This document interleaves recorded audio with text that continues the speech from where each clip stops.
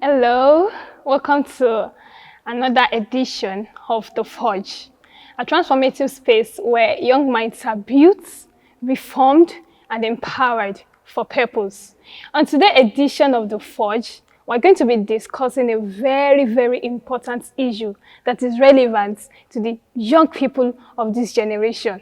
And as you know, I am your host for this same edition. I am Victoria Tolorunleke. And what we'll be discussing today is sexual purity. You might have heard it, you might have not heard it, but be rest assured, you are going to learn about it. So today in the studio, I have a sexual Puritan, someone who has been involved in advocating this and very experienced. You know, I met him somewhere, he talked about sexual purity, and it's a huge privilege to have him on the show today. So let's welcome Mr. Dayo Adeleke. Hello, welcome to The Forge. Thank you so much, sir. Please say hello to the house. Hello, everybody. Good to have you. Thank you. Thank you so much, sir. You're welcome. Okay. Sexual purity. Some people might have heard about it. Some people might have not heard about it. Please, can you tell us what is sexual purity? Okay, thank you for this privilege. Well, sexual purity is keeping yourself from any sexual defilement. You do that mentally, spiritually, and also physically. So, in a nutshell, is keeping yourself from sexual defilement mentally, physically, and also spiritually. It's bigger than the issue of physical abstinence and also virginity. So, in a nutshell, let me leave it like that for now. All right, thank you so much. So, sexual purity, what is the importance of sexual purity to this generation? Wow, that's a great question. Okay. A lot of importances. Number one, sexual purity is God's will. Everybody must have that in mind, not only for young people. Is every person. God wants sex to be practiced within the confines of marriage. And even in that marriage as well, it must also be within agreement between these two spouses. Okay. Husband must agree to the wife must agree. So there's no forcing there. So purity is also needed even in marriage. Then young people also must know that number one is, for me to be sexually pure, number one is God's will. So that is the ultimate. Then there are a lot of importances as well, apart from being the God will. Number two is that if you're sexually pure, it's like you are creating an avenue for habitation of God for yourself. You want God to get you. You want God to inhabit you. You want God to live in your body as a person. So, but if somebody is not sexually pure, it's like it will be as if you're putting God outside and there is another God or idol or something that you admire so well living inside of you. So, number one, God will. Number two, you are making an habitation for God to engage you, to use you, to live in your body. So whatever God wants to do for your generation, you may be an available vessel if you are sexually pure. And then another issue is when you are sexually pure, the thing is this: naturally, the mental strength, physical strength of a young person can be evaporated or sapped by sexual activity when a person is young. For example, if you look at, there's a story of a young man called Reuben. He had sex when he was not supposed to. But when the person that he slept with his wife, which was his father, was going to respond to what he did, he said, Reuben, you are the excellence of my strength. That means he was the firstborn. And that means he was the strength of his father. The first sexual intercourse the father was going to have. So his strength was Reuben. Then, as a young person, when you begin to have sex, especially when you are not married, you can dissipate and sap your vigor, both mental vigor, spiritual vigor that God has embedded in you. But if you can keep that strength, it's going to be useful for you in marriage. It's going to be useful for you also in the pursuit of your destiny, pursuit of your profession, pursuit of your calling in life. You're going to have mental strength and you're going to have physical strength as well and spiritual strength as well. So those are few. Maybe I'll be talking about the others later.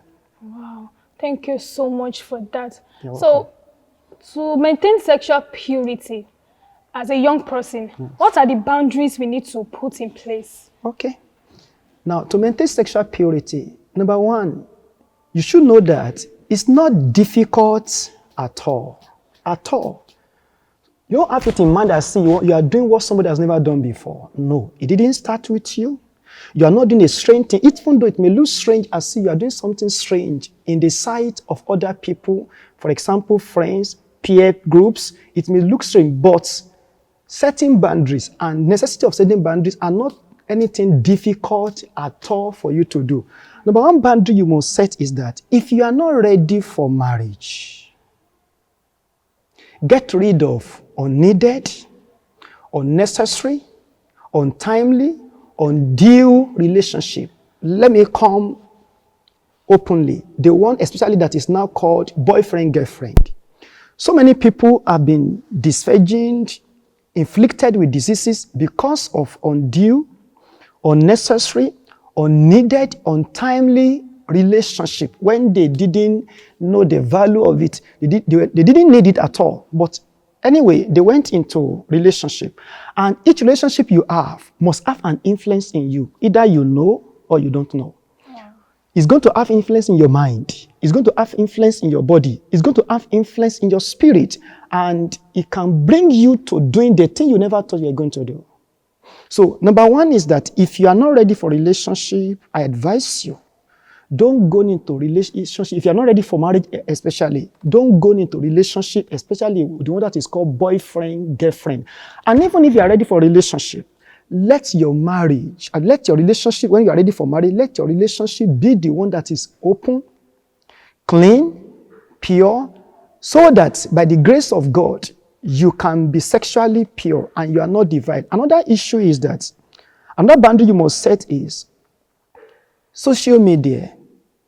If you are using smartphone or iPhone or Android phone, have a mind of discipline that you can control yourself. What you need to do. Now, whatever that is not needed, if anything is popping out and it's not needed, it's directing you to what you don't want. If the inner person is pure, for example, the heart is pure, then you'll be able to reject or ignore that thing. But if somebody is watching pornography, watching naked survey, then making calls and looking at naked people on phone, of course, you can't be sexually pure. You may not practice it with hand, but right in your mind, right in your heart, you'll be imagining it, and already you are defiled. So because when we are talking about sexual purity, it's not that whether you are doing it with the hand or with somebody. You can be sexually impure or with yourself. So by touching, by imagining it, by doing so many things, so if you can control your mind, what you watch on TV, what you watch online, you will help yourself to be sexually pure. Another thing is that you have to know which kind of friends do I have. Kind of friends? Yeah. If you have friends who normally talk about, there is what we call innuendo. Innuendo is sexual conversation. Okay. They suggest when the persons talk, they may not say it directly, but you know that they are talking about sex. So they will say it to you, and you imagine that sex, we call them innuendos. So if you have a friend who is talking about sexual arousal, word that arouse you, or when you leave the person, then you are thinking about sex because of what you've heard. Sometimes if you are close with opposite sex or same sex, the person can say something, communicate with you. By the time you separate, you are no longer physically together.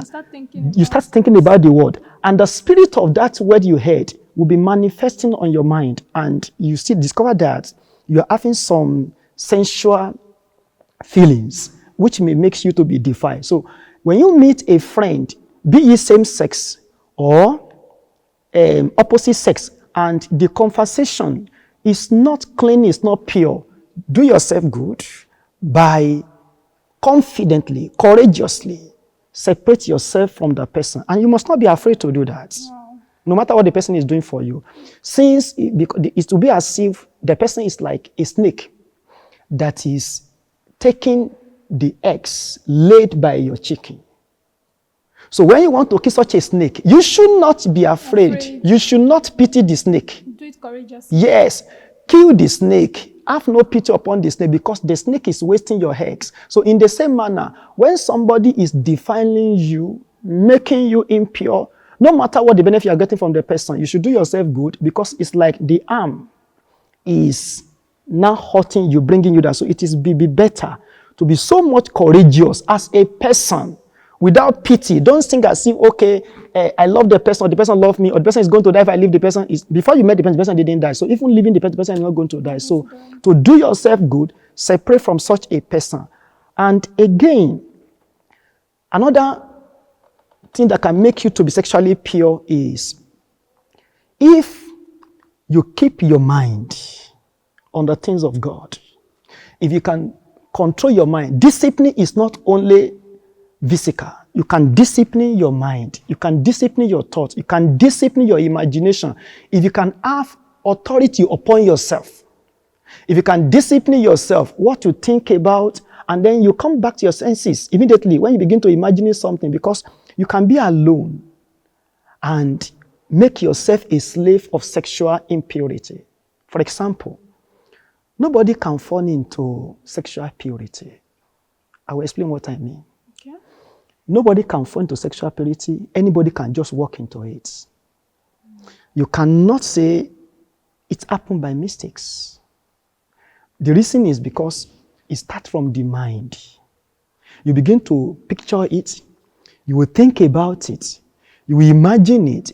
Then you'll be making some, whether consciously or unconsciously, you'll be making some moves towards achieving what you premeditate. Either consciously or you'll be making some steps. And for example, as a Christian, if you're a Christian, then this Bible says that do not make provision for the flesh. And what it's trying to say is that don't make agreements, don't make some steps, some necessary things you are going to do practically in fulfilling the lust of the flesh. So by the time you begin to think about that thing, and if you cannot discipline yourself, be making plans how you are going to fulfill that thing. And by the time you now eventually fall, then you said, I made a mistake. But if somebody is going to be sincere, the issue starts from within. So when you are going to attack sexual temptation, deal with it from within. Fight it from the inside. If you can win it from the inside, I assure you, you will also win in the outside. Thank you so much for that. He said something. He said most of all the relationships we have, there's a way they affect us. So let's be careful of the relationships we enter into because it affects you physically, mentally, spiritually. So please be warned. In this generation, we have a lot of young people that are falling victim of sexual impurity. That's true. So is it possible for them to adopt sexual purity? Is it possible after living a reckless life and that? Can they still live a life that is sexually pure? That's true. Very, very true. Okay. 100% true. Number one, none of us was born pure. Okay. We were made pure by God's grace. Then two, when a person has lived a reckless life and then you acknowledge your mistakes, number one is that be sincere to yourself. Let me say it this way. When you come to God, when you want to turn a new leaf, accept that you were wrong. Let there be a conviction in you. Don't pretend before God. Don't try to make it look as if it's not as bad as people think. No, don't come to God with that mindset. Come to God with a sincere mind. Tell God, I was wrong. And don't just call it a mistake to God. When it comes to God, just tell God it's a sin. Just tell God, I have sinned. I have done what I was not supposed to do. come sincerely, come with all humility, because that's the place you can be open and you will not be ashamed. You can be fully opened. You will not be ashamed because you're not going to have any condemnation. Well, no matter how you are, once you come to, even before you came, God has been expecting you to come. So when you come, number one, be sincere to God. Accept that you were wrong. 2, don't shift blame to anybody when you come to God. Because if you begin to shift blame, then God will tell you, I told you this before you did it. I spoke to you, I sent this person to you before you did it. I spoke to you so many ways, but you didn't listen. So don't shift blame to anybody when you want to do that. So when you now comes to God, after you are sincere, you accepted your fault, what you are going to receive from him is mercy and forgiveness. So coming to God, by the time he wash you, he cleans you, and then he forgive you, he's expecting you're going to hear something from him again. Something like, don't do it again. Now, but there's something about sexual issues which everybody needs to know. Sexual impurity is not like other impurities. For example, when you lie, it's impure. When you steal, it's impure before God. But sexual impurity, you cannot live it the way you could live stealing and lying. I will explain. If, for example, somebody had a relationship that makes the person impure, and then you leave the relationship, you acknowledge that you were wrong, and then you want to turn to God, and you are sincere, you receive God's forgiveness, then you come back, and you separate the relationship. That is a physical planning of you retaining your purity. That's physical. So by the time you separate from the person that is a partner in impurity, you separate from such a person. When you now come back to yourself, the fact that you are separated from the person does not mean you have overcome this inner one.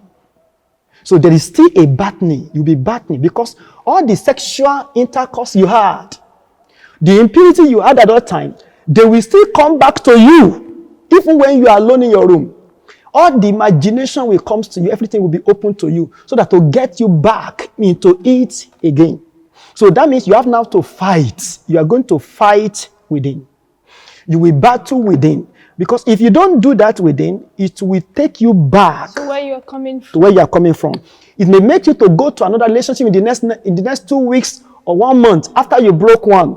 So you will discover that you have become a slave. So you have to fight the one within. If you can't do it yourself, you have to tell people who can give you godly advice. For example, if you're a Christian, the name of Jesus and the blood of Jesus, you have to be intentional about praying that for the cleansing of the inside. So the physical separation is okay. But if you don't deal with the one inside, deal with it inside, either to somebody else, you will still go back to it another time. So you have to fight it within. You have to deal with it within. And again is that when you do that again, there's a spirit, we call it the spirit of lust or spirit of Adam. When you have sex when you are not married, or you masturbate, or you watch pornography, then that spirit will rest on you. For example, even if you are having a verbal conversation that has to do with sexual impurity, and you are listening to the person saying it, the spirit that with that person is saying it, it will be descending on you. So when you separate yourself, you discover that you are sensing that thing when you are alone. It's the sense that is working. So you have to deal with that, so that a disconnection from that spirit, so that you can stay long in your decision. If you don't fight it inwardly, mentally, it's going to be a problem. So the same way for masturbation, the same way for sensual imagination. So sexual immorality is not just because you are having sex. Somebody might not have had sex before, but is sexually impure. There is what we call pure virgin and impure virgin. Pure virgin is the people who are not having sex and yet they are not doing anything that is arousing them sensually. Impure virgin are the people that they are not having physical sexual intercourse, but they are doing things that are arousing them sensually themselves. Thank you. Thank you so much. So how can parents, role models, even the government, even teachers, what role can they play in helping we, the young people of this generation, overcome all forms of sexual impurity and be sexually pure? Okay, I think, thank you. That's a good question. Parents have a role to play, government have to play. There's this government organization they call censors, but they are not effective. Okay. Yeah, they call censor in Nigeria because I don't know whether they check things that were posted online or on our TV on social media, because a lot of things government can do is there should be a restriction in what is displayed on TV. For example, all the film people watch, children watch, things that were posted online, government can regulate those things. Again, government can regulate what happens in schools, the kind of books that are being sold to people, to the students, so that pictures that are defiling are not there. Then for parents, a parent that will actually be of help to children must be disciplining him or herself. I remember there was a story. It's a physical thing. I went for a program, and during counseling, a young girl came. What she said is, I said, sir, my daddy used to watch that thing. I said, what is that thing? The daddy used to sit down in the sitting room and be watching the blue film. So how will such a parent help the child? Then another story. There was this young lady that the boyfriend of her mother also raped her. Disvirgin her. That's serious. So parents that are going to be of help to help the children in sexual purity must first be disciplined themselves, because you can't give what you don't have. And there are parents as well that they sit down in the sitting room with the children watching kissing movies, romantic movies, and the children are sitting down, they are watching. And such parents cannot be of help to the children in terms of sexual purity, because by the time you finish watching, when those children go back to the room, then they'll have sexual arousal, and most of them just go into masturbation, imagining it. Some of them will be dreaming it. But the father or the mother, if they are sexually aroused, they will jump on them each other. But the children who are not married, there will be a problem. So parents can discipline what they watch if they are disciplined.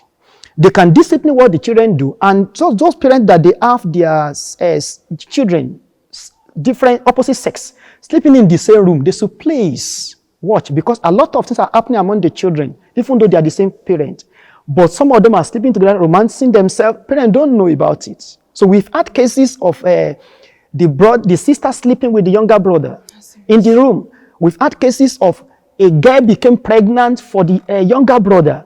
So a lot, and parents they are not aware that things are happening under their roof.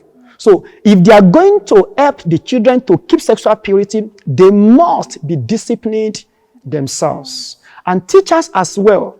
A teacher that will also do that must also discipline himself or herself. Because if, for example, maybe the teachers and male teacher and female teacher, in the class or in the hall, they are hugging themselves, children will be laughing in schools. They'll be laughing. And you are only telling them that they also can do their own in secret. They will not do it publicly, but they will do their own in secret. But teachers can watch what the children are communicating, but you cannot tell them to do something when they don't see a practical example in you. So it's like a verbal communication. It's not as powerful as seeing it practically. You've been a practical example for people. That goes a long way. Thank you so much. You know, it's been a very resourceful conversation we've had about sexual purity today. So in just few words, what final advice will you give to any young person out there watching us about sexual purity? Just in few words. Okay. If as a young person, sometimes you have sexual urge. For example, as a lady during your menstruation, you can have sexual urge, and as a man, you can have attraction. You see, when you have attraction or urge, do this. And you are not married, carry that attraction, that feelings, that affection to God. Can I sing a song? All right, Stephanie. It's a good song. So when you have an attraction, you're feeling, take this song. For example, you're a Christian, and if you're a Christian, you know what I want to talk about. Is the song come from a popular song, they said, take your problem to God, to Jesus. But sing it in this way. Take your feelings to Jesus and leave it there. Take your feelings to Jesus and leave it there. He will always deliver you if you put your trust in him. Take your feelings to Jesus and leave it there. Leaving it there is that when you have prayed and said, Jesus, this is what I'm feeling, be sincere to him. Tell him what you are feeling. But when you have done that, then don't take the feeling to opposite sex again. Leave it for Jesus. And also, when you see anything that want to tempt you, think of your destiny and of your purpose in life. Think of what you want to become. Think of what is ahead of you. Think of the appointment you have been appointed for your future, and stay and run away like this young man they call Joseph. It's like Joseph did it. He saw it, but to protect his future, he also ran away. And it was as if he was saying, I have appointment with destiny. That's why he ran. I have appointment with destiny. Get behind me, Madam Potiphar. I have appointment with destiny. So you also tell the man and the woman, the boy, together, I want to make him impure. I have appointment with destiny. So get behind me, Madam Potiphar, Papa Potiphar. God bless you. Thank you so much. Thank you to everyone viewing this program at this time. So this is a call to everybody. Please stay sexually pure, because there are a lot of danger associated with you being sexually impure. So with this, we have come to the end of the Forge today. Stay safe, and everything we've learned here today, please put it into practice. I remain your host, Victoria Tolorunleke, and once again, thank you so much, Mr. Dayo Adeleke, for joining on the show today. Thank you. It's my pleasure. So, thank you so much. So, with this, we are drawing the curtain. Hello, take care, and be fine. Thank you.